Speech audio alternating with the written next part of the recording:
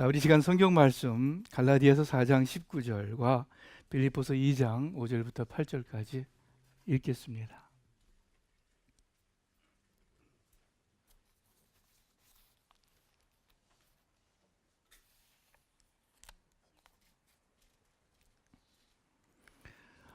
우리 같이 읽겠습니다.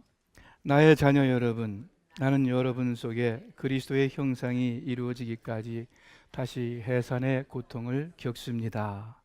그 다음 빌립보서 2장, 여러분 안에 이 마음을 품으십시오. 그것은 곧 그리스도 예수의 마음입니다. 그는 본래 하나님과 같은 형체이면서도 하나님과 동등함을 당연하게 생각지 않으시고 오히려 자기를 비워서 종의 모습을 취하시고 사람과 같이 되셨습니다. 그는 사람의 모양으로 나타나셔서 자기를 낮추시고 죽기까지 순종하셨으니 곧 십자가에 죽기까지 하셨습니다. 아멘. 여러분, 우리 교회 올해 표가 있습니다. 무엇이죠? 예수를 집중하여 바라보자. 히브리서 12장 2절 중에 문구입니다. 예전에 한 번도 이렇게 올해의 표를 만들어 본 적이 없습니다. 그런데 근 10년 만에 우리 세수만교회 목회를 다시 시작하면서 현재 우리에게 가장 필요하다고 느끼고 또 소원이 되는 것이 우리가 다 함께 예수님을 바라보는 것이었습니다. 그래서 이처럼 올해의 표를 정해서 강조하는 것입니다. 해바라기가 해를 향해 이렇게 움직이듯이 우리의 마음과 삶은 예수님을 향해야 합니다. 이것이 우리 믿음의 파운데이션, 믿음의 기초입니다. 또 우리 교회 사역의 기초입니다. 올해 우리 삶과 믿음의 방향을 다시 한번 새롭게 예수님께 초점 맞추기를 바랍니다. 이것이 우리가 개인적으로 또 교회적으로 앞으로 나아가는 그런 모든 것의 기초가 되어야 됩니다. 예수님을 집중하여 바라보자 라는 이 말씀을 그 문맥 안에서 히브리서 12장의 문맥 안에서 달리 표현한다면 바로 예수님을 본받자 라는 것입니다. 예수님을 바라보면서 그의 마음과 삶을 배우고 본받아 살자라는 말씀입니다. 그래서 지난 주일부터 시작해서 예수님을 본받음이라는 주제로 말씀을 듣습니다. 그러면 이제 구체적으로 우리가 본받아야 할 예수님의 모습이 여러 있을 텐데 그 중에 첫 번째로 어떤 모습을 살펴볼까? 지난 주간 생각했습니다. 그러다가 이렇게 정했어요. 다 중요하지만 그래도 성경에서 가장 대표적으로 성경에서 가장 중요하게 언급하시는 예수님의 모습은 무엇일까? 살펴보자. 그래서 정하게 된 것이 오늘 빌립보서 2장 본문의 말씀입니다. 본문에서 여러분 안에 이 마음을 품으십시오. 곧 그리스도 예수의 마음입니다. 예수님 마음을 품으라 하시는데 이것은 결국 우리 중심으로 예수님 본받아 살라라는 의미의 말씀일 것입니다. 우리가 본받아야 할 예수님의 마음, 예수님의 모습이 무엇입니까? 좀 아까 읽었습니다. 자신을 낮추어서 종의 모습, 사람의 모습을 취하시고 그리고 십자가에 죽기까지 순종하셨다. 즉 순종이 예수님의 모습입니다. 이 예수님의 마음을 품으라고 권면하고 계십니다. 교회마다 십자가를 달죠. 우리 기독교의 상징입니다. 여러분 질문할게요. 십자가 하면은 제일 먼저 무슨 생각이 떠오르십니까? 무엇의 십자가? 보통 우리 사랑의 십자가, 그런 또 노래 가사도 있죠. 맞습니다.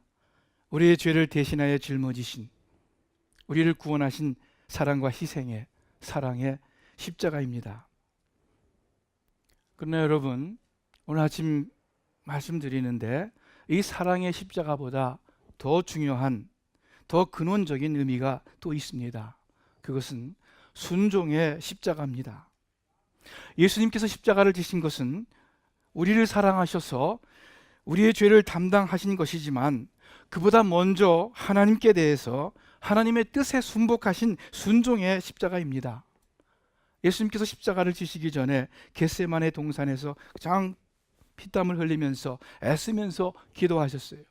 아버지, 할 수만 있으면 이 잔을 피하게 해 주십시오. 이 잔은 십자가를 말씀하시는 거죠. 그러나 내 뜻대로 마옵시고 아버지 뜻대로 하옵소서. 예수님께서 어떻게 하셨습니까? 결국 십자가를 지심으로 하나님 아버지 뜻에 순종하셨습니다. 오늘 빌립보서의 본문에 죽기까지 사랑하셨다 이렇게 말씀하지 아니하시고 죽기까지 순종하셨다 하십니다. 예수님은 물론 우리에 대해서는 죽기까지 사랑하셨지만, 그보다 더 먼저 더 근본적으로 하나님 아버지께 대해서 죽기까지 순종하신 것입니다. 이 예수님을 우리에게 전해주는 아주 중요한 성경 구절 또 하나 말씀드릴게요. 로마서 5장 19절입니다. 다 같이 한번 읽겠습니다.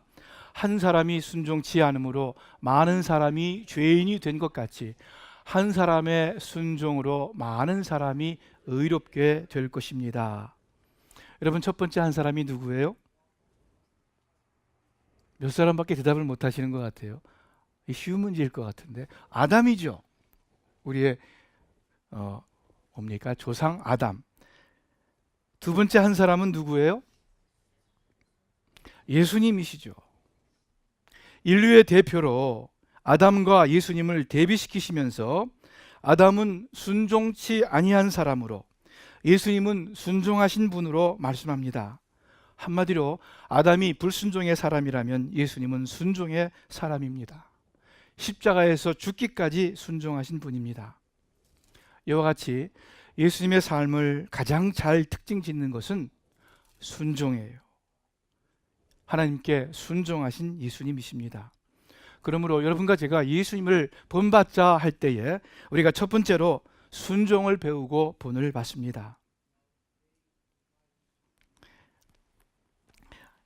그 빌립보서 2장 본문의 이 전후 문맥을 살펴서 그 주된 줄기를 뽑으면 이렇습니다. 5절에 여러분 안에 이 마음 곧 예수님의 마음을 품으십시오 하셨죠. 그리고 나서 8절에서 자신을 낮추시고 죽기까지 순종하신 예수님을 언급하십니다. 그런 후에 12절에서 결론적으로 명령하십니다. 다 같이 한번 읽어봐요. 그러므로 사랑하는 여러분, 여러분이 언제나 순종한 것처럼 내가 함께 있을 때뿐만 아니라 지금과 같이 내가 없을 때에도 더욱더 순종하여서 두렵고 떨리는 마음으로 자기의 구원을 이루어 나가십시오. 죽기까지 순종하신 예수님의 모습, 예수님의 마음을 설명하시면서 그 후에 우리도 마찬가지로 순종하라고 명령하십니다. 왜 이렇게 순종이 중요한가? 두 가지 말씀드리기를 원해요. 왜 순종이 가장 중요합니까? 왜 예수님을 본받자 하면서 첫 번째로 가장 예수님의 대표적인 전형으로 순종을 언급하십니까? 첫 번째, 그것은 순종이 바로 믿음이기 때문에 그래요. 우리가 믿음으로 의롭게 되고 믿음으로 구원받고 믿음으로 병도 고치고 믿음으로 세상을 이긴다고 말씀합니다. 우리 기독교 신앙에서 믿음이 절대적으로 귀중합니다.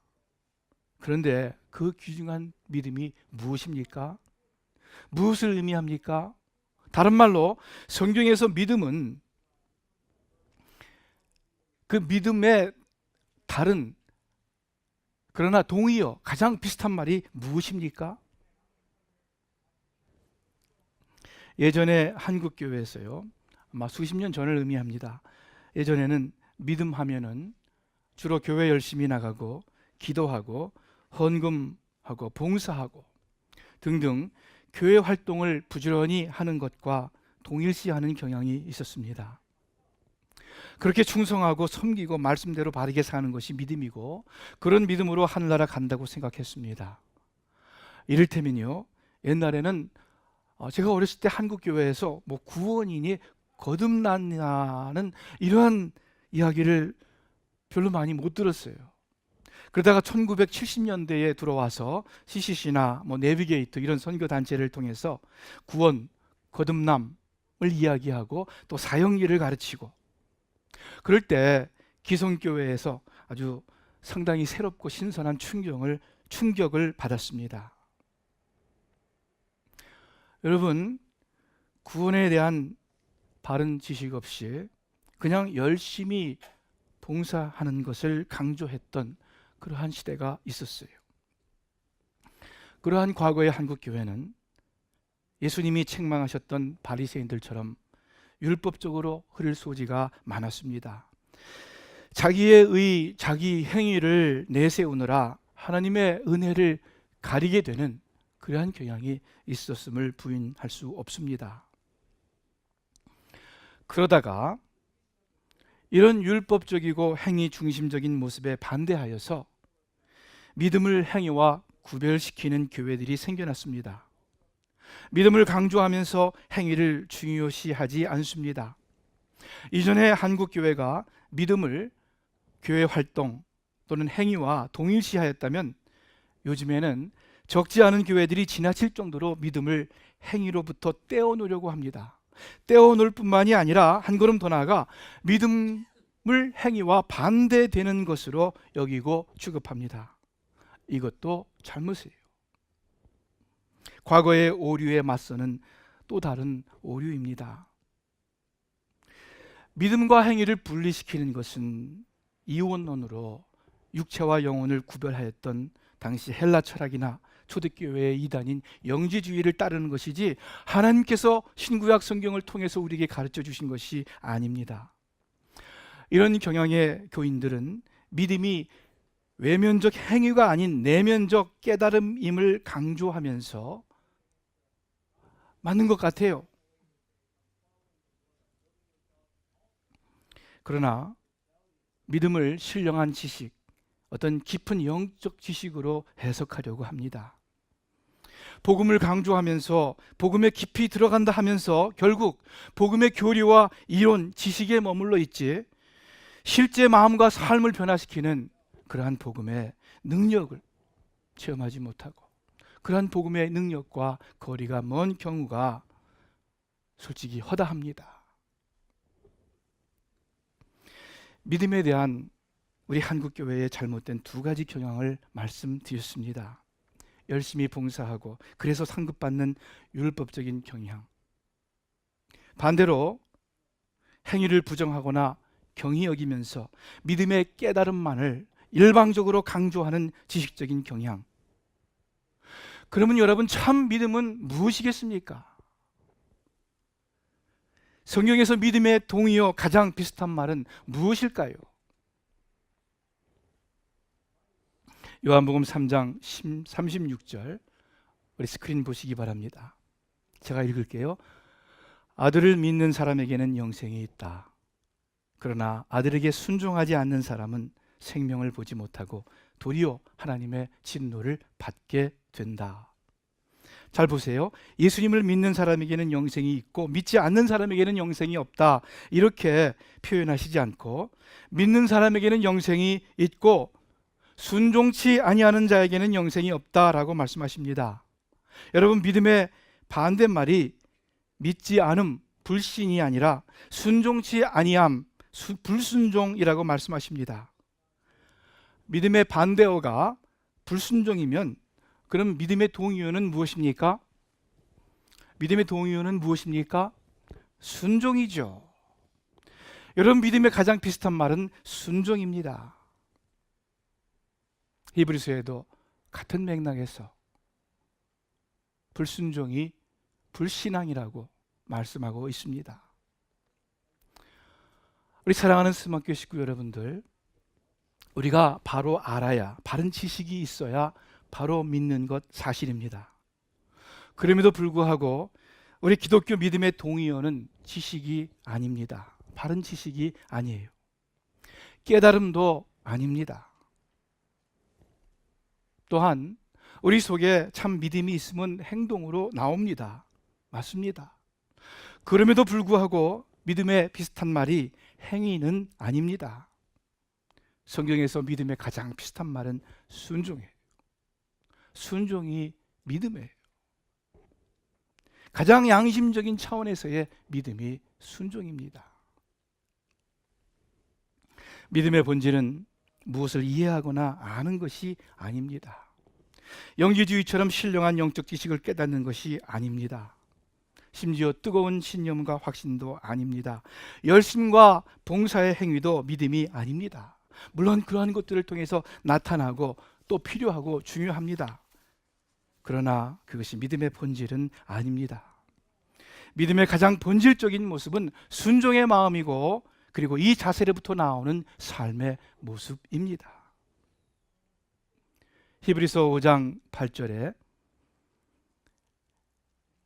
예수님은 하나님의 아들이셨으나 몸소 여러 가지 고난을 통해서 순종을 배워서 온전하게 되셨고, 자기에게 순종하는 모든 사람들에게 영원한 구원의 근원이 되셨으며 말씀합니다. 예수님께서 순종함으로 온전하게 되셨다. 즉 순종하여 하나님의 아들로 확증되셨다고 말씀하십니다. 그런데 또한 예수님은 자신을 순종하는 사람에게 구원의 근거가 되신다고 말씀하십니다. 예수님께서 하나님께 순종하셨듯 그렇게 예수님을 순종하는 자가 구원을 얻는다는 말씀입니다. 우리 사랑하는 스마교회 식구 여러분들, 순종이 믿음의 핵심입니다. 순종이 믿음의 실체입니다. 그래서 순종이 중요해요. 그래서 첫 번째 시간으로 예수님의 순종을 우리가 본받는 것입니다. 왜 순종이 중요합니까? 이 순종이 우리에게 진정한 기쁨과 자유를 가져다 주기 때문입니다. 사실 이 부분을 여러분께 더 강조하고 싶어요. 예수님 본을 받으십시오. 맞는 말씀이지만 뭔지 좀 어려운, 부담이 되는 말씀 같아요. 그렇죠? 순종해라 하면은 우리가 불순종의 자식이라서, 자손이라서 그런지 왠지 불편하고 무겁게 느껴집니다. 그래요, 안 그래요? 솔직히 안 그러신 분들은 정말 복받은 분들이에요. 그래서 이런 주제는 설교자인 저에게도 부담이 됩니다. 저도 여러분을 그저 위로하고 격려하고 기쁨과 소망을 주는 그런 말씀을 전하고 싶어요.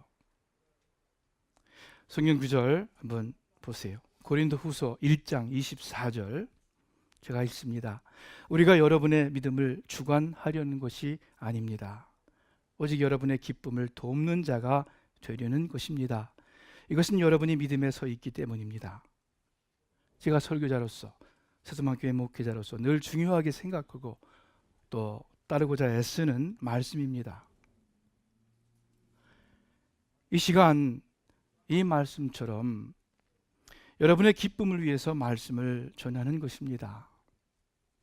그래서 말씀드려요.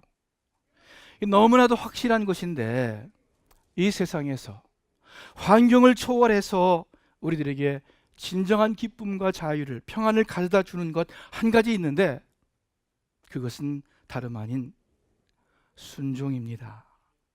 여러분 기쁨과 즐거움을 위해서 한번 이것저것 다 해보세요. 다 해보세요. 제한이 있어요. 그리고 내가 정말 기쁘고 즐겁다 이렇게 항상 이야기할 수 없어요. 세상에 있는 모든 즐거움을 다 시도했다, 다 누렸다라고 고백한 솔로몬 왕이 뭐라고 고백합니까? 헛되고 헛되다. 세상 아래 내 눈을 만족시켜 줄 만한, 나를 정말 기쁘게 해줄 만한 새로운 것이 이 해 아래 아무것도 없다. 이렇게 그가 고백하지 않았습니까? 어떠한 기쁨과 즐거움도 제한적이에요. 그리고 계속가지 않아요. 그리고 실망으로 곧 변하게 되어 있어요. 그런데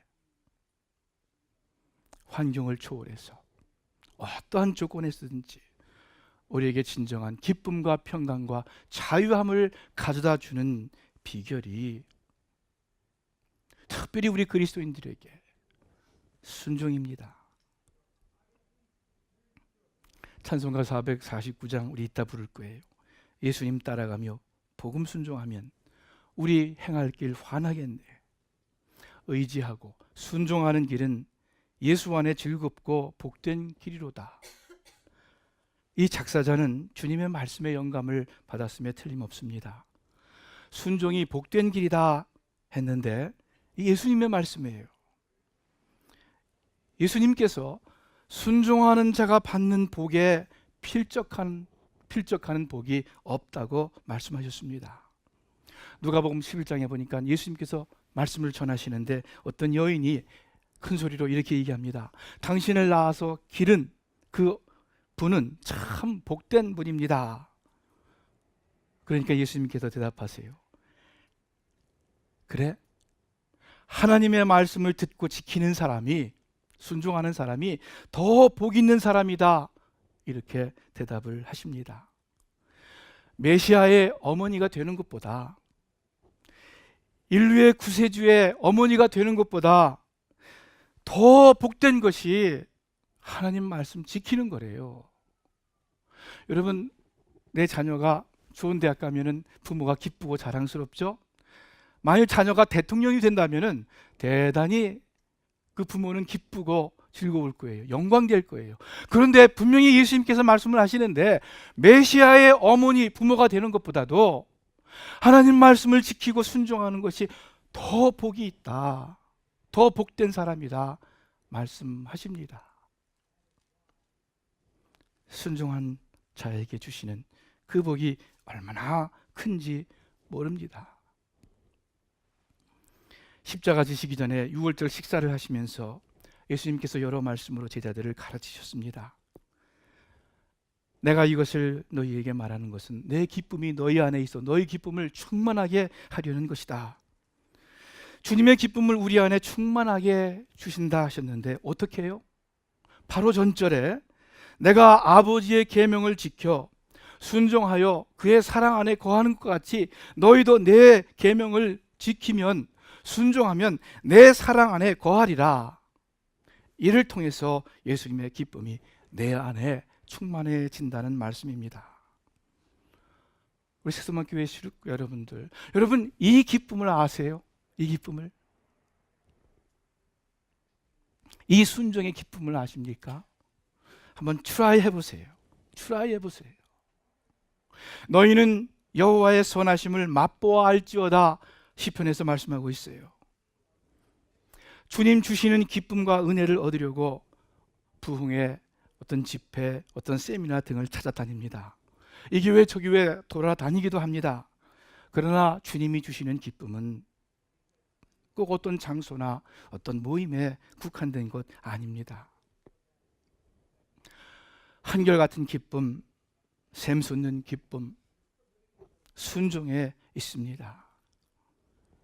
언제든지 우리가 어디서든지 이것이 하나님께서 내게 원하시는 길인데, 내가 여기 기도해 보니까 분명 하나님께서 이렇게 하라고 말씀하시는데 큰 걸 이야기하는 것 아니에요.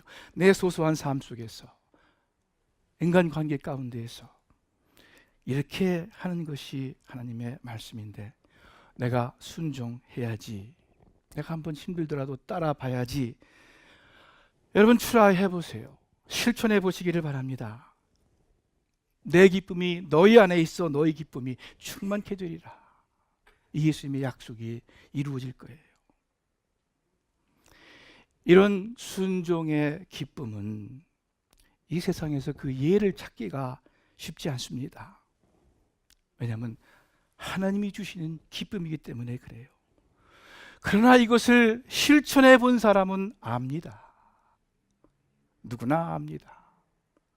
이것을 트라이하고 실천하는 사람은 간증합니다. 우리 서로 받은 그 기쁨은 알 사람이 없도다. 여러분들이 이러한 기쁨을 얻으면서 살기를 주님의 이름으로 축원합니다. 오늘날 21세기 사회는 개인의 꿈이, 비전이 강조되고 어떤 개인의 열심과 능력이 숭상되는 그런 사회입니다. 이런 현대 사회에 순종이라는 단어가 잘 어울리지 않는 것 같아요. 그렇죠? 요즘 사회에 순종이라는 단어가 잘 어울립니까? obedience, 영어로 순종의 마음 자세, 뭔지 연약해 보여요. 뭔지 움츠려드는 모습 같아요. 별 매력이 없어 보여요. 그저 옛날 사람들에게나 해당되는 9세기의 단어 같습니다. 여러분, 실제로 요즘에 이 순종이라는 단어를 별로 많이 사용하지 않아요. 그런데 문제는 교회에서도 마찬가지라는 거예요. 비전, 열심, 탤런트, 능력, 이런 단어는 많이 사용되지만은 순종이라는 단어는 별로 많이 들리지 않은 것 같습니다. 그래서 저 스스로 질문을 여러 번 해보았어요. 이 순종의 컨셉이 오늘날 우리에게 맞는 효과적인 교훈인가 아닌가? 옛날 이 수직적 계급 사회에서나 해당되는 것은 아닌가? 혹시 더 좋은 다른 표현의 단어는 없을까? 그러나 아무리 생각해 보아도 이 성경 말씀을 달리 해석, 달리 적용할 수가 없습니다. 그리스도인으로서 예수님의 순종, 그 순종의 자세와 삶, 죽기까지 순종하신 그 모습은 우리가 어떻게 좀 바꿔서 적용할 수 있는 그러한 말씀이 아닙니다.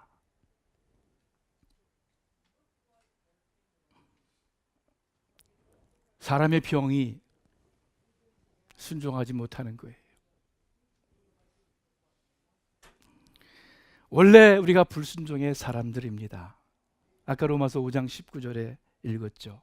아담은 불순종의 사람이라고.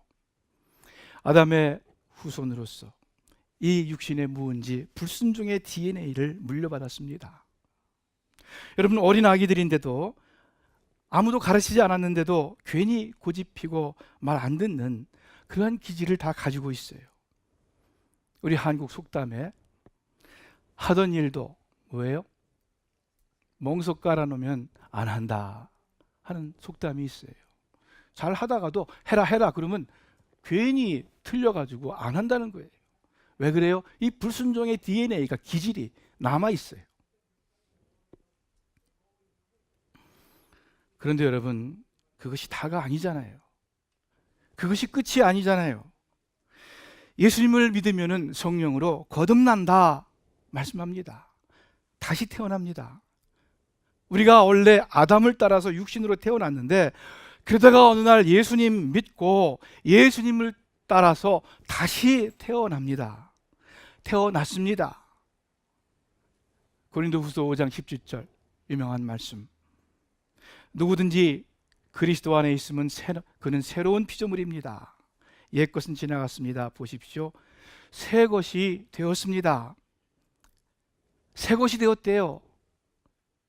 그러므로 육신을 입고 있는 우리 속에 아직 불순종의 죄성이 남아있다 하더라도 이제는 예수님 믿음으로 예수님의 새로운 성질, 성격 내 안에 심어진 것입니다. 아담의 모습, 즉 자연인의 속성, 육신의 마음이 아니라 예수님의 모습을 따르는 것이에요. 순종하고 또 순종하고자 애쓰는 것입니다. 마지막으로 이 말씀을 가르쳐 드립니다. 제가 가르치는 것이 아니라 성경에서 가르쳐 주십니다. 이게 중요해요. 여러분, 순종은 그리스도인의 훌륭하고 온전한 성품, 온전한 삶 자체를 의미하지 않습니다. 그것보다는 오히려 주님과의 관계를 의미합니다.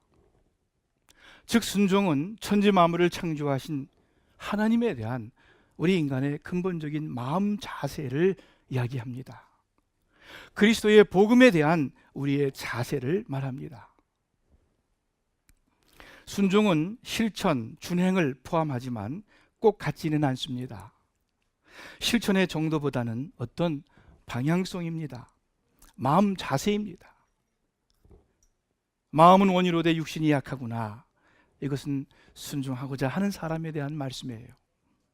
그런데 반대로 내가 그에게 회개할 기회를 주었으되 그 음행을 회개하고자 아니하는도다. 계시록에 있는 이 말씀은 순종하지 않으려는 그런 사람을 말씀하시는 것입니다. 그래서 순종은 어떤 율법의 행위를, 선행의 정도를 의미하지 않습니다. 중요한 말이에요. 온전히 순종하신 분은 예수님밖에 없습니다. 순종의 자세, 순종하고자 하는 마음, 내가 다 못하지만 그래도 넘어지지만 또 일어나서 그쪽을 향해서 나아가는 것이 이 순종의 방향성이에요. 그리고 이것이 우리 기독교의 믿음입니다. 제가 아무리 강조해도 지나치지 않아요. 왜냐하면 이 순종을 바로 알지 못하면 여러분 10년, 20년 교회 생활을 했다 하더라도 믿음에서 진보 없어요. 껍데기 그리스도인이에요. 남보기에 열심히 있는 그리스도인처럼 보일지 몰라요. 그러나 이 순종의 자세를 바로 알지 못하면은, 이 방향성을 알지 못하면은 얼마나 헛된 것인지 모릅니다. 얼마나 많은 사람들이 그런지 모릅니다. 바울 사도가 내가 다른 박질을 하되 향방 없는 자처럼 하지 아니하고 방향성 없는 자처럼 하지 아니하고 내가 싸우기를 허공을 치는 것처럼 하지 아니했다. 바른 방향으로 나아갔다 말씀하고 있어요. 잘못하면은 우리가 교회 생활하고 봉사하고 헌금하고 내 가진 것을 다 구제하는 데 사용한다 하더라도 이 방향성을, 이 순종의 마음을 알지 못하면은, 이 순종의 자세를 가지고 예수님 앞에 나아가고자 하는 이건 모르면은 왔다 갔다 애만 쓰는 거예요. 권투 선수가 큰 힘을 들여서 이 펀치를 날리는데 하나도 못 맞춰요. 허공을 쳐요. 힘 다 빠져요. 그러한 잘못된, 참 안타까운 교인도 나올 수 있다, 그거예요. 사랑하는 스마교회 식구 여러분들, 짧은 시간에 순종이 무엇인지 참 말씀하는 것 쉽지 않습니다. 그러나 여러분 가만히 생각해 보시고 하나님 앞에서 기도해 보세요. 순종이 뭐라는 것 성령님께서 가르쳐 주실 거예요. 또 구체적으로 내가 어떻게 하는 것이 순종의 삶이구나 반드시 성령님께서 가르쳐 주십니다.